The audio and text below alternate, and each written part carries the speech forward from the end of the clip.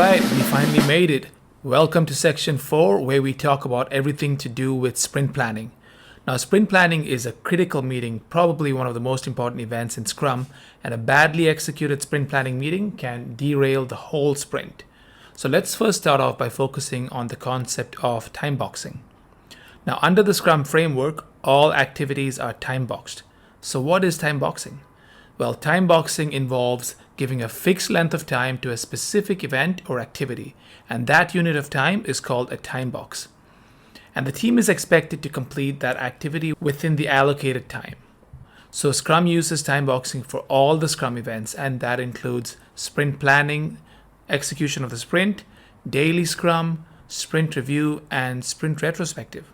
And then within each sprint, some of the more open-ended stories can also be time boxed, such as investigative work, which is also called a spike.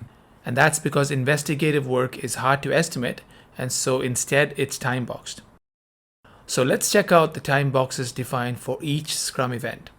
So let's say this is a sprint cycle. Here's the beginning and that's the end. Now, the sprint can be thought of as a container that holds all the other Scrum events. So we start with sprint planning, and then we go into the dev phase, and then we would have daily Scrums, and then a sprint review and sprint retrospective. So that would make up the 100% of your time allocated. Now, in terms of time boxes, the Scrum Guide states that if you have a 1 month long sprint, then your sprint planning session would have to be a maximum of 8 hours, and sprint review would be 4 hours, and retro would be 3 hours.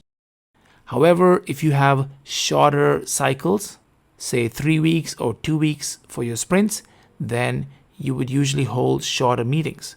Now, it is important to note that the Scrum Guide does not require you to hold shorter meetings, but it is recommended.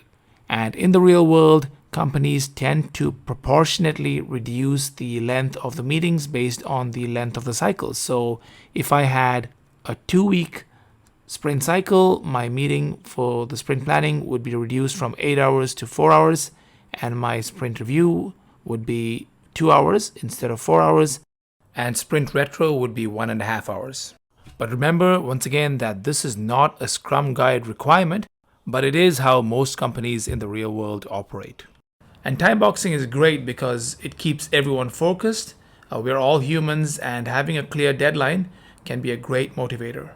Okay, so in the next lesson, we will zoom in on the details of sprint planning, starting with the sprint planning agenda. I'll see you soon.